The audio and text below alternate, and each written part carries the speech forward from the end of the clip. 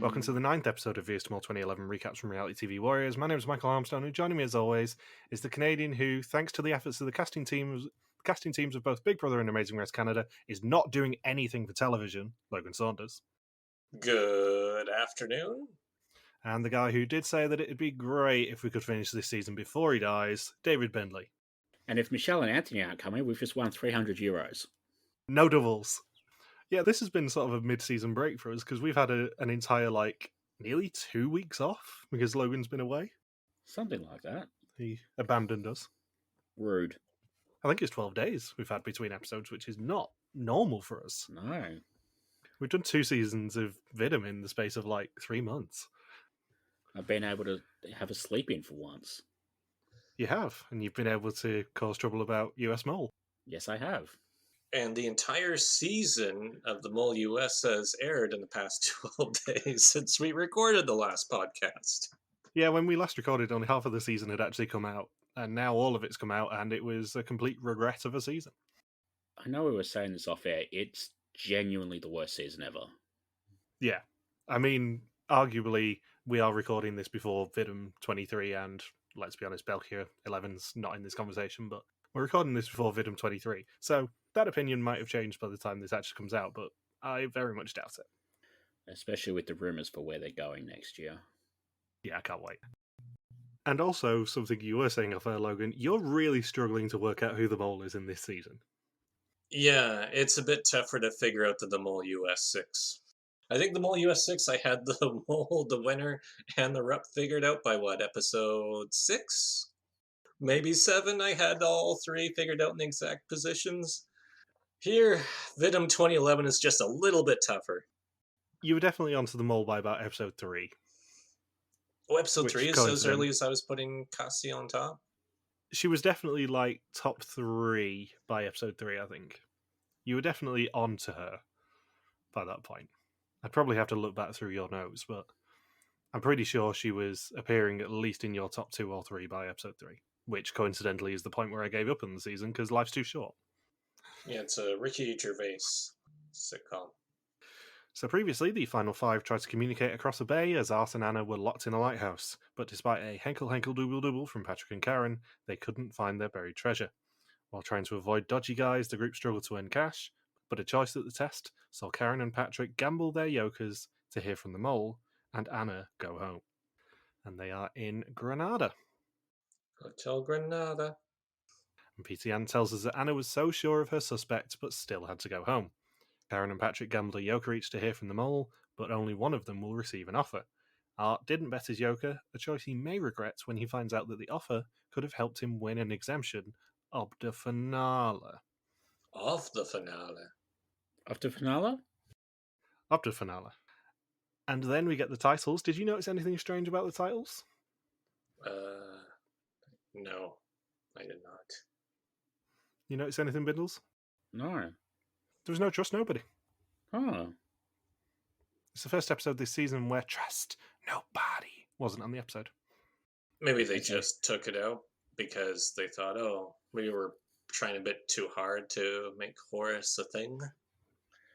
Yeah, I don't know. It's episode 9. They've got the idea by now. Yeah, there was absolutely no Trust Nobody during the family photo for the first time this season.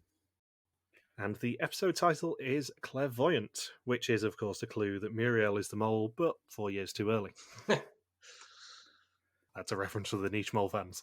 Karen pulls Art aside to ask whether he got the same final question that she did, but he tries to evade it, and she threatens to go 100% on him at the next test if he doesn't answer her. Which, I mean, from Art's point of view, is probably an advantage. She says that she said yes to the question, as she's kind of curious what it'll be, but he says he said no. He decided not to, as he didn't think that the gamble was worth it. And her logic was that she's going all in on one person anyway, so she's screwed either way. She might as well take a gamble and try and win something out of it. The yoker won't help her anyway if she's on the wrong mole. That's a good point. Is a yoker really all that valuable at Final Four if everyone knows they have to go all in at that point? Unless they're all in on the correct mole, that is. Well, they don't usually let them use yokers this late in the season anymore. Usually the yoker cutoff is 5. I don't know when that rule changed, but they never let them use Yokers or any sort of advantage that isn't an exemption up to finale at Final Four anymore. Maybe it's like Survivor, where they always, not always, but they occasionally switch up the expiration date for idols. It used to be, oh, you can play an idol at Final Four. Oh, no, wait, the expiration date is day 38. Oh, no, wait, the expiration date is Final Five. Oh, no, the expiration date is day 36 or the last round before the final episode, regardless if there's 6 or 5 people left. Oh, no, wait, now it's day 37 is always the expiration date. Oh no, wait, now you've got to use it within the next 3 episodes because we need it back in the game. Yeah, let's be real though. If Probst was in charge of this season, he would not be rigging it for Karen. No. He would be rigging it for Art. Or actually probably Jan, let's be honest. Yeah. So Karen wants to do a pot check. Patrick has been the treasurer all season long, and although she doesn't think he would take money from the pot, it's kind of strange to have her mole be in charge of it. He likes that she now obviously suspects him, but it's a bit strange that she wants a new treasurer at this point in the season. And they decide that if she wants it least, Sundos should be the treasurer. Is this the first pot intrigue scene of the season? So it feels really late. Yeah, because on the bus from the bus challenge, ironically, in episode 1, they decided Patrick should be the treasurer, and there's been no mention of him being treasurer since. Because usually by this point, Tigo is hung over from the after party and vomiting under his bridge. And I can't recall a time where the group elects a penny macer who doesn't want to be the penny macer. They have to be the penny macer against their own free will. It's a Singapore situation. She's forced to do it without any input from herself. It's great. It's just the other 3 going, Sundas, you want to do it least. You're going to do it because we can trust you to. Because at this point, nobody thinks it's Sundas. Nobody's even put a question on Sundas in 5 episodes or whatever it is. And nobody thinks it's Karen either, so everyone's on Patrick this episode, right? If you believe the suspicions, yes. Yeah, everyone's on Patrick, so that means they're thinking, oh, the mole has been the penny macer for nearly the whole season. Maybe we should get that role out of his hands before the season is over. Yeah, I mean, there is a later season where the mole gets a hold of the pot and actually does some damage with it. So the suspicion if Karen's on the right track is not necessarily the wrong one.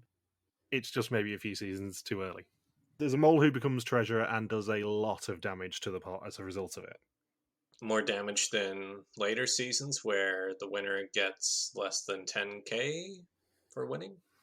Yes. Oh, don't tell me which season.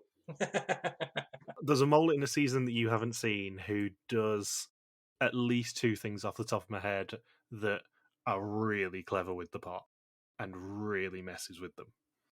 Why don't we podcast about that season? Because that season has a lot of crap episodes in the middle. Yeah. I was trying to think of how to put it politely, but yeah, that season does have a lot of crap episodes in the middle. And has it still got the record for most Fs in a season in your challenge guide? No, that'll be Australia 6. It's either that one or China. There was that other mystery too, where once they transfer roles, 400 euros goes missing, and Anna hints that she took something as she left the game. So people are thinking, did she just walk out of the game with 400 euros in her pocket? I can't remember the resolution to that if there is one, because I didn't remember this happening. No, neither did I. Because it's not mentioned the rest of I presume it's not only not mentioned the rest of this episode, but also not mentioned for the rest of the season. It's just this standalone scene of, 400 euros is gone. Where'd it go? Oh, I don't know, but here's Pieter Jan to make fun of us about coffee and volcanoes. I suspect they will probably bring it up at the reunion, but I can't remember for certain, which is weird. I did love that Pieter Jan basically turns up in a jump scare, just for no reason, just to annoy them. He does it multiple times this episode. The best thing about that is the fact that last episode they had a confessional from Art going, "Oh, Pieter Jan just turns up from anywhere and it scares the living bejesus out of us," and then he does it at the start of this episode again, just like, "Surprise! I'm here." Hey guys, what's going? Missing 400 euros? So he asks for 2 pairs when he, scares the living bejesus out of them. Sundas says she wanted to pair it with Patrick to keep an eye on him, but Art got there first. And he says he will see them in half an hour in Central Park in Grenada with as many people from different nationalities as is physically possible. and Karen misunderstands it as looking for as many unique symbols of Nicaragua as is physically possible. Karen and her challenge comprehension is a steady storyline. And then Patrick in his card basically jokes at exactly the same time about Karen being too dumb to understand the word unique or nationalities, whichever one it was. Yeah, or Art and Patrick deciding that Karen was just going to bring different types of food. I mean, you said Chinese. You didn't say it couldn't be Chinese food. Different nationalities. Here we have some kimchi. We have Korean here. I really wish we had some extremely obscure nationalities that they found in Nicaragua. It would have been great if it was, oh, we found a family of North Koreans. Oh, here we have some people from Nauru, Kiribati, You found some people from Lesotho. Well done. and people from Eswatini, and it's not even named Eswatini for another 5 years. Or what would have been, I think the two pairings are really kicking themselves because there was actually a UN conference going on in town that they missed by just a couple of blocks, and they would have been able to fulfill the entire 197. You found someone from Djibouti, here's your looty. Yeah. All right, Roger Corser. And of course, because they have to start on opposite sides of the city, how do they do it? They have Pieter Jan bundle Art and Patrick into the back of a jeep and drive them across town. Or at least he didn't blindfold them and make them spin around 10 times before they started the challenge. In a season full of potential crimes, this is the least people trafficking this season has been. It's really weird. I mean, it's only relocating them probably less than a mile rather than, smuggling them across borders on fishing boats. I like how when Art and Patrick approach the two older men, that it's just like as if my dad was in Nicaragua, because the two guys are like, "Oh, we'd go to that park, but we're gonna die of hunger before we go there." I've said this to you guys earlier, and I hate these sort of challenges. I've mentioned this before, that if I was on the mole, I'd just channel my inner Diedrich and go, this is absolutely nightmarish for me. But this one is just chock full of awkward moments with locals and with strangers. And it's delightful purely because of that. But I'm so glad that I would never have to do this sort of a challenge. This is the sort of challenge I would never do. I'd be fine, bungee jumping or having to eat, cockroaches or whatever, but I'm not talking to people. Generally. That is a Bindles red line. Throw him off a suspect Vietnamese crane, make him eat weird food, but just don't make him talk to people. Yeah. Or Karen finds, or she tries to talk to a group of tourists in English, and then they respond to her in Dutch and say, "Oh, you're Dutch, just like me. Sorry, we can't use you for this challenge." It's just funny to me that they were able to detect that she was speaking English with a Dutch accent and were able to just respond to her in Dutch right away. I suspect they probably recognized her. Because, celebrities. Either that or they heard her screaming Dutch at Sundas at some point and went, well, there's a 50-50 chance she's either going to be Dutch or Afrikaner, and she looks more Dutch to me. Or they find another man who says, "Oh, I don't want to do this. I don't like contests and I don't like reality TV." That was very big. We're in a race for $1 million. I don't care. I'm not getting that energy. There's a really funny, subtle editor's joke as well with the two American guys who are really hungry and haven't had breakfast yet. And I don't know whether you spotted this because it was actually in the Dutch subs rather than the English ones. But when the boys find the two Americans who are more interested in getting breakfast, the Dutch subs interpret him saying, "We've walked for 5 miles," and put 8 kilometers in the subtitles. And I actually rewound it to make sure that I wasn't mistaking it. But when he says, "Oh yeah, we've walked 5 miles already this morning and not had any breakfast," it puts act kilometers in the Dutch subs. As if they really needed that distinction. Yeah. As if nobody can convert miles to kilometers. Well, the Netherlands is metric. Yeah, but I mean, if you ask someone from the Netherlands to convert 5 miles into kilometers, I don't think they would have a problem with that. I think most Dutch people probably have at least a decent estimation of what 5 miles is. Yeah, especially from all of the biking and long track speed skating that they do. Yeah, I mean, biking, if you find enough cycling snobs, most cycling snobs would say you have to do it in kilometres, but that's another argument. I think most people would at least either know what 5 miles roughly would be in kilometres or just not care enough. Like, there will be a Dutch word for miles, just use it in the subs. Not being funny about it. So, yeah, the girls bump into 2 Dutch girls, but they're not allowed Dutch people as they're Dutch. And they also find an American who won't go with them because he doesn't like contests and he doesn't like reality TV. And yet, somehow, Karen charms him. And Art, who now labels this challenge as Buscandos Gringos, he goes to, I think he goes to an international school or like a Spanish Spanish class, right? Yeah, it's an international school where foreigners are learning Spanish, basically. Yeah, which ends up being a gold mine because they find a fair amount of people in there. My favourite thing about that is none of them turn up to Central Park. Yeah, they're like, I don't know. I really need to learn what this Quiero word means. Guess I'm not going to go.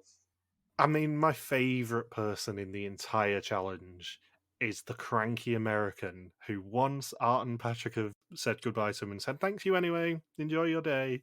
The girls then walk past him, and he just basically continues walking and just goes, no, I've spoken to your colleagues, please leave me alone. He does not break his stride throughout that entire scene. I'm guessing maybe he stays in Nicaragua for lengthy periods of time, or just maybe he was on a short vacation. I wonder if it ever crossed his mind that a Dutch TV production crew was going to be coming through Grenada, Nicaragua while he was there. I mean, they did manage to find a lot of the funnier people going, oh no, I'm so snobbish about reality TV, I don't want to be anywhere near it. Because there's 2 or 3 people who just go, no, I don't like reality TV, it's trashy. Especially the guy, that Patrick. They don't even show the interaction because it sounds like the woman was that. I think the camera operator and the sound operator must have been too scared to get to the one woman because Patrick just recaps the interaction for Art. Where he says, I talked to this one woman and she said, I'm not doing anything for television. I mean, for all my potential awkwardness from this challenge, this was an absolute goldmine for me to do your intros from. There was not a question in hell that either of your intros are going to come from any of the other 2 challenges in this episode. Because a lot of these very grumpy, and I'll say it, mainly Americans, just warmed my heart in this challenge. Was it an American woman that was screaming at Patrick off screen? Yes. We had the cranky Americans who said we've not had breakfast yet. We had the guy who Karen then won round. And then we had the American who, screamed at Patrick going, I'm not doing anything for television. It makes me wonder if they were being approached for other scams in Nicaragua and they were just so tired of being approached by strangers at this point, because I've been to Egypt where I got approached constantly about different scams to the point that I just had that instant mistrust, borderline get away from me from anybody who's coming up to me, even if they had good intentions and weren't even trying to scam me. So I'm curious if that's why they were met with a lot of rudeness, is because Nicaragua might be one of those places where they get approached for scams and just other activities all the time. I think the day before, a Belgian game show came through and just asked them if they wanted a free trip to El Salvador. But that's the thing. Imagine this challenge happening with Papa Bear's Gilles da Costa, because he's spoken at length about how they really don't enjoy being recognised when they're filming, and they lie to people's faces going, oh no, this definitely isn't the mole. I'm just on my honeymoon again. Yeah, and yet this challenge is basically built around the principle of, yeah, we're here for the mole, we're not going to lie to you. So when everyone unites with Pieter Jan in the park, the boys have found 2 Americans, an Australian, and someone from Nicaragua, and the girls arrive like they're rat catchers with an entire football team. Yeah.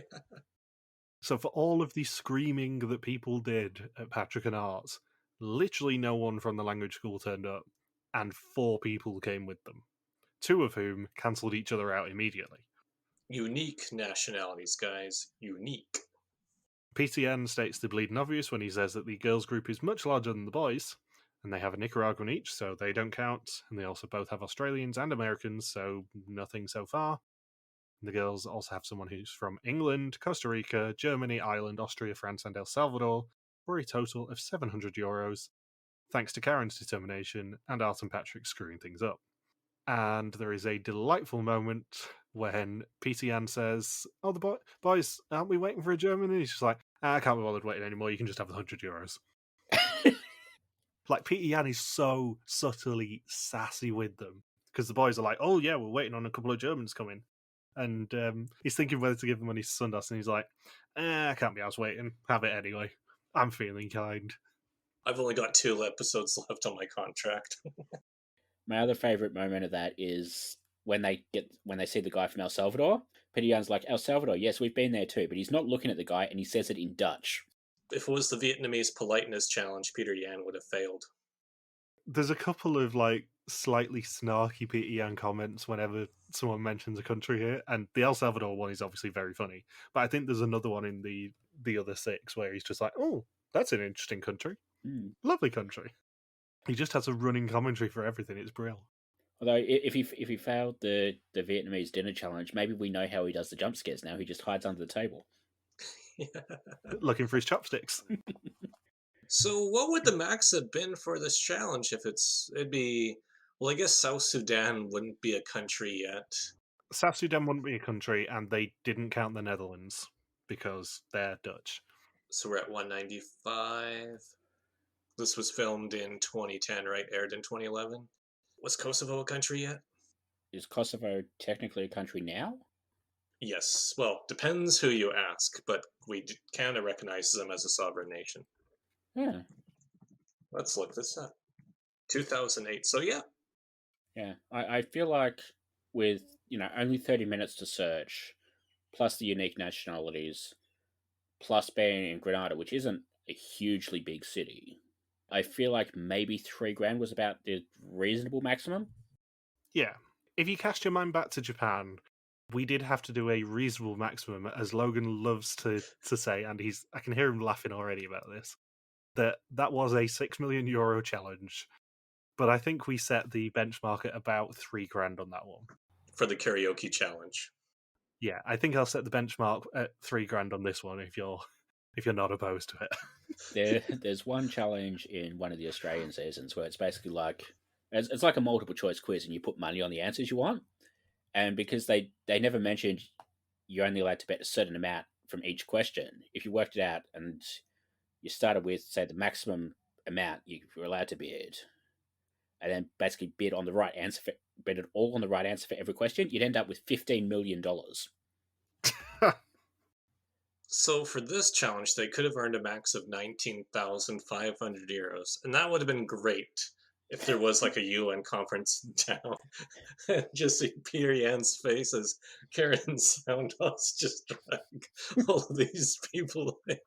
It's like, what's the Pope doing here? Kim Jong-un? You got Kim Jong-un into Grenada, into this park? Yeah, there's just an entire Olympic-style parade of nations through Central Park, and Pieter Jan's just standing there like, "What the actual fuck do I do? I haven't got this much money on me. Can I write an IOU for the pot?" Will you accept 19,500 Zimbabwean dollars? We got the grandson of the Turkmenistani dictator. We got the grandson of Gurbanguly. We have the national Nauru powerlifting champion here. What's he doing here? Is this a stitch-up? So, Karen says that Sundas doesn't suspect her, but she thinks that Sundas does suspect Art, and as she suspects Patrick, that means she stands a good chance in the end. But then again, she was 95% sure that Horace was the mole as well. And Art and Patrick having a lines catch-up and trying to work out a way to get themselves through the next test and into the finale. Patrick doesn't trust anyone but Art anymore, and Art says it's amazing that they started with 10 people, and he never thought that the mole could be Patrick. Karen then sits down with Art and tries to find out what happened in the challenge that morning, and they decide to go into a church as it is the only quiet place. And even forgetting what happens in this scene, I'm like, someone's going to say you cannot lie in a church here. And what do you know? Art says that regardless of whether they're in a church or not, he's inclined to be honest with Karen, and he uses her job at Catholic broadcaster the KRO against her, and makes her promise that she's not the mole in front of God. and he says that he can't lie in church, so he's not going to tell her whether he's the mole or not. And she feels naive and used by Art. I mean, to be fair, God's okay if she lies on the mole. I mean, we've learned that from Peter, and also he's busy helping Amazing Race contestants get a taxi that doesn't need to fill up. That is true. And also, as Peter so beautifully put it, he can ask for forgiveness later. He'll be saying a lot of Hail Marys. But you never know. I mean, Karen could go back to Netherlands. This episode airs, and then the Pope. Maybe the Pope sees this, and he's like, "Oh, Karen lied. She's excommunicated forever." No, I think the Pope's more of a fan of the US mole because he loves to see Joy. I mean, Joy is his favourite person he's ever seen on television. He doesn't mind that she cost the group 25 grand. He doesn't mind that she did all the other stuff in the 7 episodes I've not seen and don't care about. He just loves Joy. It's just really awkward, though, when they get together, though, and she refers to him as the shithole Pope. I mean, that'd be an awkward dinner conversation. Now the two of you who are sitting on a detonator chair have water. Everyone else has wine. So they are then separated and take a boat ride individually, and Sundos has the feeling that they could win something big in this challenge. Like one Joker or multiple Jokers. Yeah, like one Joker or multiple Jokers, which is a huge advantage in the penultimate test of a season. Pieter Jan says that they are all separated in a nature reserve and must use their maps and work together to earn €2,500 by meeting him at his designated meeting point within 40 minutes. Karen suspected they were separated so the mole could contact her, and she opens an envelope with a transparent sheet in it and islands marked on it. Art and Sundos also get the same, and Patrick's envelope contains a colour map, a letter, and a sheet. The letter says that Patrick could win an exemption for the finale. All he has to do is make sure that the transparent sheet with a cross on it that he received lines up with the island marked on his colour map and not where Pieter Jan actually is. Did Karen say that she thinks that Pieter Jan was in a tree? Was that translated right? No, she said she thought that Pieter Jan was represented by a monkey on the map. Repeatedly, actually. That's what I thought. I was like, did she say that the monkey in the tree is Pieter Jan, or Pieter Jan's in the tree? All three of these options do not make sense to me. Pieter Jan is not a monkey, but he will fling shit at you like nobody's business. Like his business. She believes that he's a monkey, so much so that Patrick actually does have to say on the walkie-talkie, for goodness sake, Karen, Pieter Jan is not a monkey. I repeat, Pieter Jan is not a monkey. This entire episode is just pure character scenes, and it is delightful. So they start using the walkie-talkies and comparing their transparent sheets, and Art suggests that if all the maps are put together, they will find where Pieter Jan is. You know, pretty obvious solution, that one, Art. Karen suspects that the monkey on the map is Pieter Jan, and Patrick does have to confirm he has a cross, and Pieter Jan is not a monkey. Patrick and Art then unite on the lake and put their maps together, and then split up to try and find the girls. Patrick finds Karen and leads her back to the meeting point, and Sundos eventually spots Art across the lake. And then we get to Patrick's betrayal. Did you guys ever see the children's cartoon Dave the Barbarian? I think it was a Disney cartoon. No. I did not. Because some of the kids remember like 10 years ago or so, the kids in my mom's daycare, they would always watch Dave the Barbarian. And there's this one character where in the intro, they refer to her as a monkey, and it's just her yelling, "I'm not a monkey." So that could be Pieter Jan. I was going to say, you have to bear in mind that I'm significantly younger than both of you. Significantly. I was going to say, nobody bite in on that one, given you're both in your 30s. By the time this comes out, so will I be, but that's beside the point. So Patrick then spots the house that was included in the pictures he received in his envelope. If someone else finds the exemption, he will lose out on it. It is attached to a boy in the water, and he convinces them to sail around the island to where the boy is, and he becomes quite forceful in saying he wants to go to it. He gets the exemption and explains to the group that he misled them, and as a result, the challenge has ended. Anyway, congratulations on your immunity, Xian. Don't get too cocky now. You still have to come back to dinner with us. How do you feel about this twist in the challenge? It's just odd to see the way it plays out, albeit in a hilarious way. With Patrick saying, no, I'll explain later. Just let me grab that buoy. Let me grab that buoy. Let me grab that goddamn buoy right now, or I swear to God, I'm going to throat punch the three of you and the boat driver. And then even Soundos is taken back, like, just, Patrick, what the hell? Just chill, man. And Karen doesn't even say anything. She just stares at him the whole time while the boat's going towards this buoy. And then as soon as while Patrick is grabbing it, even before he grabs it, he says, oh, I could meet the mole and I'm going to have this exemption. I'm thinking, it would have been perfect in that split second if they just got the boat, managed to get the boat in the opposite direction. If, like, Art was able to figure out what the hell the twist was. But yeah, it's just amusing to see Patrick pull it off and then have perhaps the most over-the-top celebration I've ever seen. And when they say, oh man, that celebration was really in your face, that boat that was so small, it really was an in your face celebration. And Patrick was extremely loud on the audio too. Do you think that Patrick had to take the exemption in front of everyone? I think so, because otherwise he would have just been able to just go there straight at the start, grab it, and then go and finish the challenge like normal. But in his confessional too, he says, oh, somehow we've all ended up on the same boat, as if he was surprised by that. Yeah, because I think it probably would have been a better reveal, not just because we wouldn't have seen as much Screaming Patrick, if he could take the exemption sneakily, and then they still go and find Pieter Jan, and Pieter Jan just turns around and goes, oh, you made it in time, but it's all for nothing because someone's taken an exemption already. Yeah.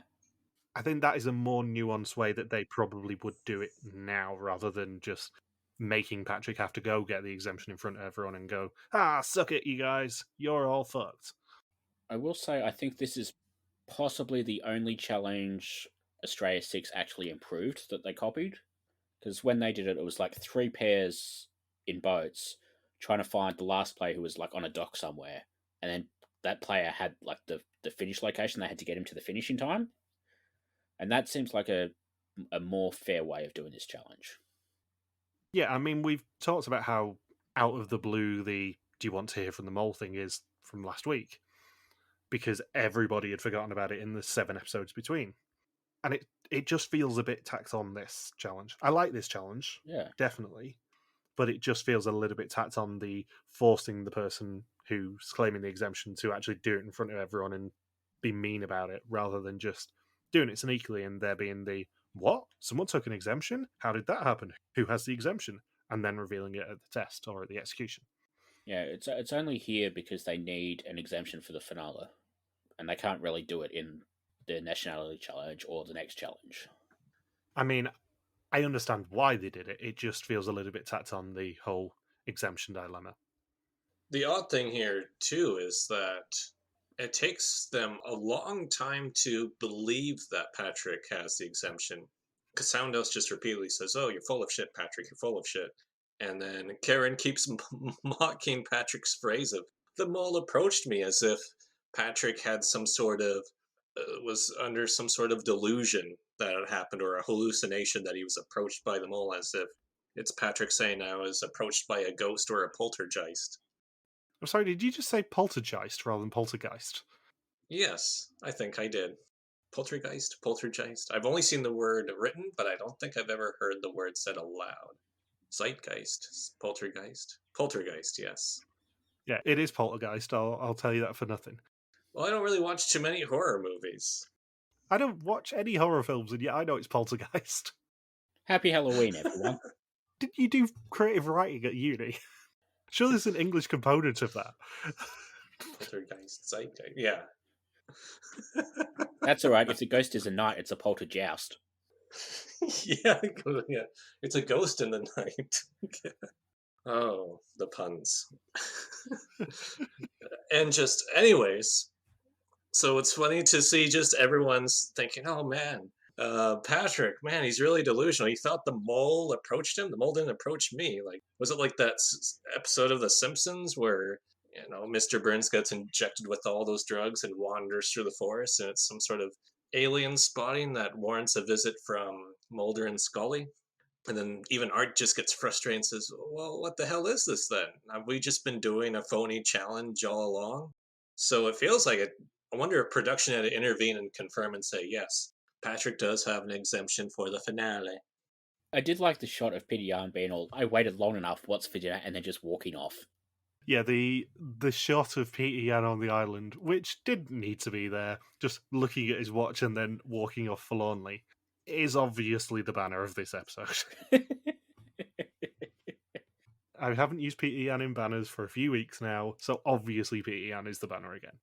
And the phrase you're looking for with Art's confessional is what sort of ludicrous backstabbing challenge this was. So Pieter Jan tells us that Patrick jumps at the mole's proposal, much to the frustration of the other candidates. Karen, Sundas, and Art are one assignment away from the test for the finale, or so they think. And then Patrick has another ridiculous confessional where he says, "Oh man, I have to say I felt bad for the other contestants." As he's smiling, like an over the top smile, holding the exemption, but he's trying to be really sincere that he feels bad for the others. I'm thinking, oh, come on, Patrick. Just own your excitement. Just 2 seconds ago, you were screaming in everybody's face at the top of your lungs that you were approached by the mole and you are now exempt through to the finale. Come on, man. So he then meets them all and tells them that they will be split into pairs. One pair will study the Mombacho volcano, and the other will study coffee. He warns them to pay close attention, as the knowledge that they gain will be vital to earn money for the pot. I thought it was funny that he basically talked about the volcano, gave the cultural context of everything, and then the other group was like, and the other group likes coffee, and then he just moves on. And of course, this isn't even the most recent coffee quiz related assignment, because there was one in Colombia as well. I have a question for you guys. How do you feel about the exemption challenge being the middle challenge? And then they have to do a challenge like this at the end of the episode after we've just had that huge, high stakes challenge of Patrick getting the final exemption of the season. I'm okay with it because they've got the twist coming up at the end of this episode. I think in another situation, I'd probably prefer the mangrove thing to be last. Also, if they had a more fractious group, and if they had a group of 4 people who hated each other more, the fallout from the exemption would probably carry over to this challenge and make it more entertaining. So I think that's probably what they were going for by having it as the middle challenge. That there's now all this distrust. It's not just everyone thinking that Art's screwing up the challenges, but now Patrick just took this exemption for himself, and now everybody's on their toes thinking, well, who else did the mole approach? Because Karen spent a yoker. Is the mole going to approach Karen for this challenge? Yeah, exactly. There's a little bit of mistrust sowed thanks to the second challenge that they can then play within the third challenge. Not that it really has any sort of impact, because Art's just fucking around, let's be honest. And I did not expect us to learn the name of one of the guides for this challenge, because Art refers to his English guide as Eddie the English speaker. Both of them we actually learn the names of, because the volcano guide is called Carlos. Carlos. Yes, we hear that later in the challenge. Carlos and Eddie. I wondered if that's like the Spanish version of Charles and Eddie? Well, it is. It literally is. But yeah, I think it's when they're swapping information, the name Carlos comes up as the guide for the volcano. Yeah, do you think they would lie to them?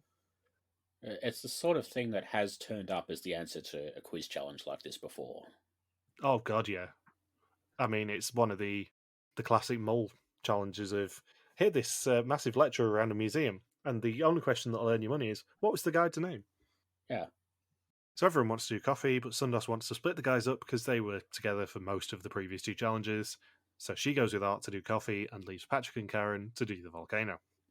We did get a really fun edit here with Karen basically complaining that her guy doesn't speak English at all that well, which, somehow sounds less racist when it's coming from someone like Karen who doesn't speak English as a first language either. And then Art saying his guy's English was excellent. Yeah, they were complete dicks to Karen there. And Karen is basically the main character of this episode. Yeah.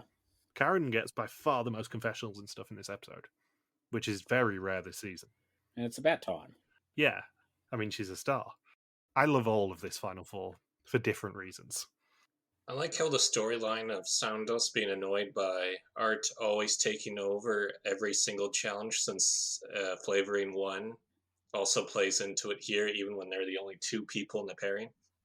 I know they spoiled it in the trailer for this episode, but the no, yes, no, yes, no, yes, no, yes thing just made me laugh, especially as Pieter Jan has a really, really bitchy reaction to it. Where at the end, Pieter Jan says, well, I heard Soundos say yes 8 times, so we'll go with that. It's the second time this episode where he's just been like, I'm going to look at my watch. I'm just bored with this. I'm just going to let you have the right answer. Yeah, just show like a clock on screen, slowly fade in and out. What's your Soundos and Art acting like school kids shouting yes and no?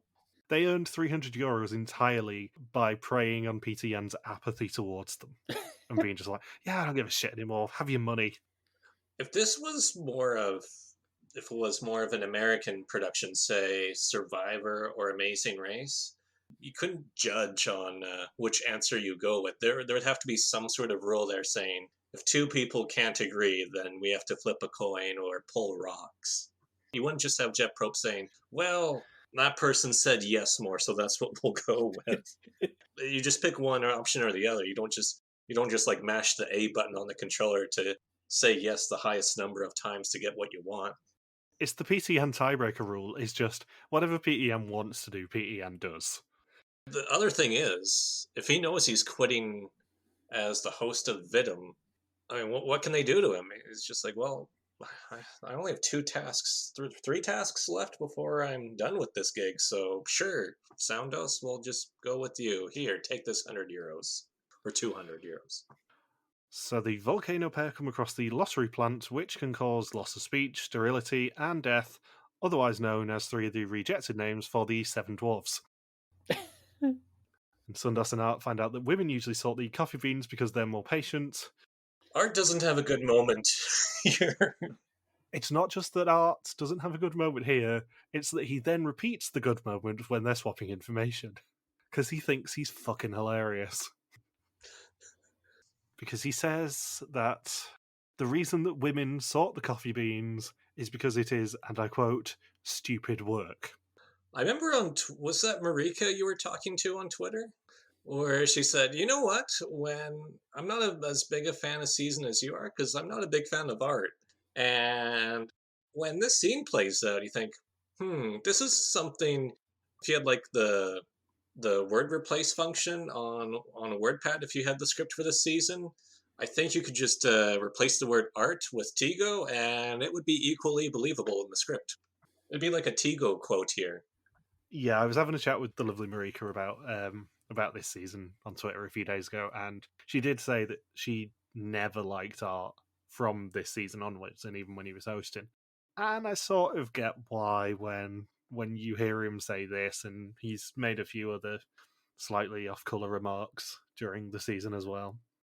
I'm curious when he was host if there were quotes that went on air that were like this one where he thought, oh, I have this hilarious sexist joke. I'm going to repeat it 3 times until everyone laughs at it as much as I did in my own head. I don't know about sexist, but there is definitely one that they left in the episode where he bitches about Flemish alphabet or something. I have a feeling that they probably wouldn't have aired this scene nowadays. I think they probably would have cut it out, not necessarily because Art was going to become the host, but more that they didn't want Art's home to get firebombed.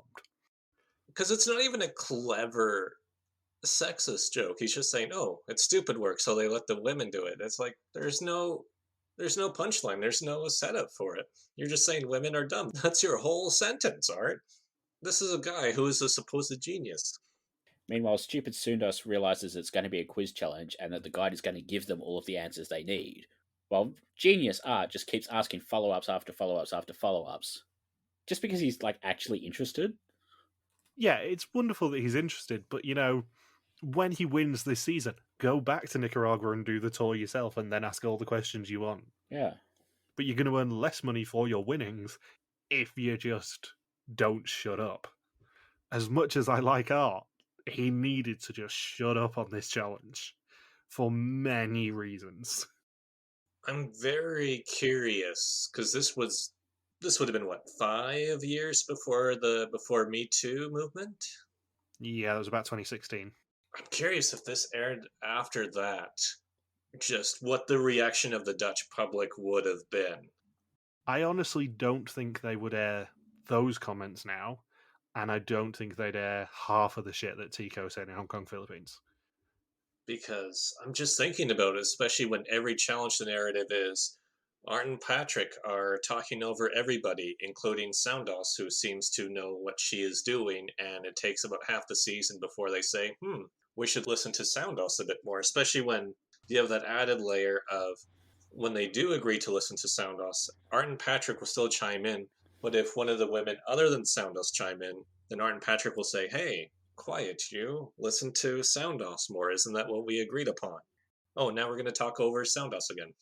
Lest I remind you that one of our introductions to Art in episode 1 was him on the bus talking down to Sundos and going, Lauster Sundos, which was our banner for episode 1.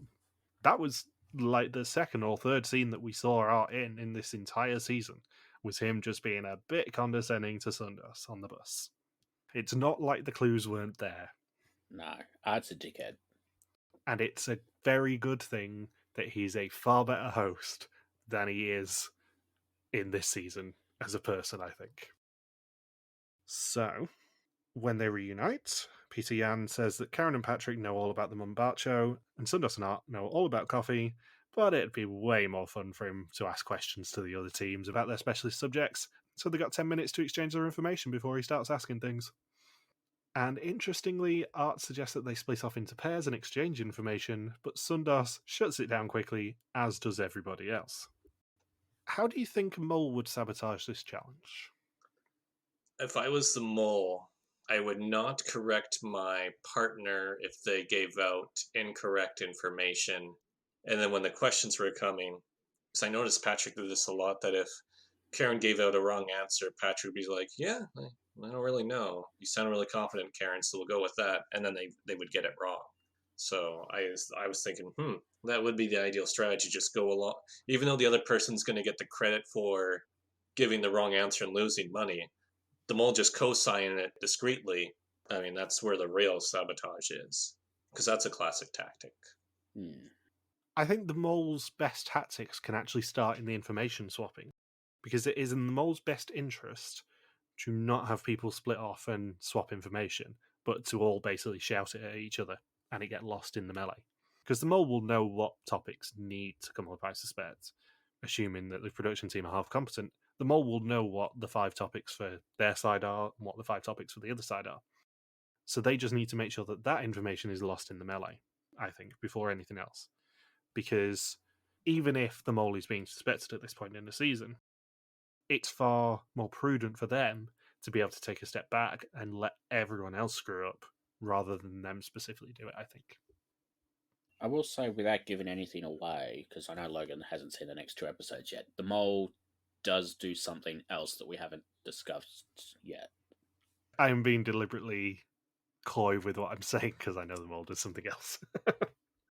It's also easier to sabotage when you've just got Soundos and Art screaming, yes, no, at each other for about 10 minutes during the note swapping, let alone the question answering. And the even better thing is, to bookend this episode, Pieter Jan then appears and scares the living bejesus out of them as they're trying to swap information. Oh yeah, that was the best part. He just sneaks up on them. It was the whole David S. Pumpkin scene again. It's like, pencils down. He just came out of nowhere. Like, how did he... it didn't even seem like he came from the left or right. It's like he came from up out of the ground like a Diglett or a Doug Trio. It's my favourite joke that they're doing this season is not even showing Pete an approach, but just kind of making him appear. Like he is supernatural. It's brilliant. And the best bit about this one is because they're filming it like on a trail or something, there's nowhere he can even come from without them noticing. But he still manages to absolutely scare them shitless. Yeah, I even have it in my notes. Pieter Jan jumping in between them, and then in all caps, out of nowhere, to say the time is up. So Sundos knows that the volcano is 2 million years old and not 34 million years old, as Art said, so they get their first 200. Patrick and Karen forget the 6-digit capacity of the reservoir, which is the hardest of the 10 questions, so rather understandable. And Art and Sundos know that the islands were created by the volcano. Karen and Patrick know the maturity of the coffee plant. Sundos says loanery plant rather than lossery plant. Karen and Patrick say £50 rather than £1 is the yield for the coffee plant. At least you didn't get kilos and miles mixed up. That is very true. Sundos and Art weren't told the nationality of the salamander discoverer, but Art says it's always a German, and they are correct. Natürlich. Yeah. It's always the Germans. Blame it on the Germans. Patrick and Karen know that coffee is harvested in December. Sundos insists that the salamander's legs grow back despite arguing with Art. Yes, no, yes, no, yes, no, yes. And Pieter Jan heard yes 8 times, so accepts it and they're right. And Patrick and Karen don't know how old the plant is before it becomes too big. And as a result, they earn €1,400 of 2,000 for their 7 answers, giving them €1,700 of, let's just say, 7,500 for the episode, and €20,740 of 58,550 for the season so far. I did like, there was one question, I think it was the one about the harvest, where they answered like November. And then Pieter Jan was like, yes, but it can also be December or January. Just like, even when they get it right, he still patronizes them. Yeah, Pieter Jan just cannot help himself when there's some correcting to be done. I think that's the best way to describe his style when it comes to this sort of a challenge. Is he knows the answers, he knows he's right about the answers, and he just cannot help himself but correct people. And he also tells them to get ready for the test, one that could get them into the finale. Patrick says that his good friend Art has been mulling like crazy, screwing up kilos and pounds, and Sundos also calls him out for those exact actions, saying he's suspicious before they take the test. And it is now time for the test. 20-ish questions about the identity and actions of the mole. Whoever knows these goes home, except for the mole who can never go home. Patrick has an exemption of the finale. Sundos knows that Karen isn't the mole. They've shared a room so much, and she's promised Sundos that she is not the mole, and Sundos trusts her. Karen says Nietzsche is what Ted liked. She's always trusted Art, but you should never believe in that trust. She's following her former tactics. Patrick is the mole, and she knows the most about him. If she swaps to Art now, she won't know enough about him and will go home. Art is afraid that he's been the best friend of the mole all season long, but he's not been so blind as he is still in the game. He plays his last joker as insurance, but bets every question on Patrick. And he promises us in confessional that he is not the mole. And as a surprise, there are more than 20 questions in this test. They are asked about the tree challenge, which hasn't happened yet. And Sundos says she thought she was going mad. There are 3 bonus questions and 0 explanation. I wish they just kept adding more and more questions to it. They should do a twist one season where, like, as soon as they get there, they do the first test, and then it's like 20 questions about all of the different challenges from the season, and then those count towards the final test at the end. See, I wouldn't be opposed to that twist, because that's actually interesting and people can have some sort of impact on it. Yeah. Arguably, I'm not sure whether these 3 bonus questions do have much of an impact, but we'll see. So when they meet up with Pieter Jan and Patrick, Pieter Jan tells them that they've answered questions about things yet to come, and there is a chance for them to change the future to their advantage with one final assignment before someone goes home. And that's the end of the episode. I think it's very interesting that they obviously didn't know this was an 11-episode season. Because when Patrick takes the exemption, and everyone's like, what? What the hell happened there? Art says, oh, don't worry about it, Patrick's through to episode 10 now. So they didn't know that there was a bonus episode in this season. And I'm not sure whether the producers did either. I have a feeling that they probably didn't know that there was going to be 11 episodes in this season. They probably knew it was a potential, which is why they set it up in the way that they did. But I don't get the impression that they knew for certain that they were getting 11 episodes until after they'd filmed this season. Is that 11 including the reunion? Yeah. Okay, so next round they have a mid-episode elimination, then the final 3? If I'm not mistaken, is it 1 challenge, then the execution, then 1 challenge, and then final 3? No, so it's 1 challenge, then the final 4 execution, and then it's straight into the final test. Oh. Yeah, it's weird. Which is why, when you asked me the other day whether we were getting Logan to watch the first bit just so we could eulogise the 4th place person, I was like, no, because there's nothing to discuss after the elimination. Yeah, I sent Bindles a message a couple of days ago being like, do we need to get Saunders to watch the start of episode 10 and do what we did with Diedrich just so we can actually eulogise the person properly? And he was like, no, there's absolutely no point because that's just episode 10, basically. I see. That's weird they didn't do a challenge after Final 4. But yeah, this is what makes me think potentially that they didn't know they were getting 11 episodes, is the last 2 episodes are quite weirdly paced in that way. Yeah, that is very odd. There was really no need for an episode 10 then if it's just one challenge and 2 quizzes. Or rather, for it to expand to episode 11, rather. And I don't know why, because there's no real reason that I can remember event-wise why they would need 11 episodes. Because obviously season 10, the year before this, was interrupted by the Vancouver Olympics. There's nothing on in 2011 that I can think of other than they knew they were saying goodbye to Pieter Jan and they wanted to give him a good 11-week send-off rather than 10-week. But it's still, I think, the only season to do 11 weeks. Correct me if I'm wrong. 2 of the civilian seasons were 10 episodes plus the reunion, but this is the only one since the celebrity started. Yeah, it's really weird. I mean, it was weird for me doing the intro going, oh, yeah, this is the 9th episode rather than the final episode, because obviously traditionally we would, from episode 9, be going straight into the finale and reunion episodes. Yeah. The other thing I did find out about this season as well that I did forget to mention is this was the first HD season. This was the season where they changed everything over to HD. Huh. Which I never realised. I thought it was a when art took over thing. Obviously, because the subtitles that we're used to with this season, because we're recording this before Marika's done hers officially, is because the episodes are potato quality. But yeah, this is the first season that was actually broadcast in HD. And like the season does look really good. But also, so does Japan, and then next season, the first half of the season is like dreary, dreary Iceland. Yeah, I mean, it goes back to what Pieter Jan introduced the season as, and it's a new decade of the mole, and I think they, conveniently about the same time as Amazing Race did, thought, yeah, the cameras are probably cheap enough now, we'll do it in HD. So next time, everyone fights to change their future in the trees of Nicaragua, art takes money, and someone gets a red screen before the final 3 take their final test. So, who do you suspect Saunders first? Number 1 is Patrick. Patrick's at the top of my list, based on what has been discussed over the past couple weeks, I guess, and especially this episode. Number 2 is Karen, and number 3 is Soundos, and yeah, that's it. That's the list. And the other question is, who do you think the 4th place is? So essentially it'd be Karen versus Soundos on the quiz, since Patrick's in, and I know Art wins this season, so it's got to be one or the other. Unless Patrick has to defend his exemption, but it doesn't sound like it. He didn't even take the quiz. I will say Karen goes home here. Although it would be hilarious if Patrick ends up being the mole, that the reason why Art wins is because he beat Karen on the final quiz of all people. But let's say Karen goes home here.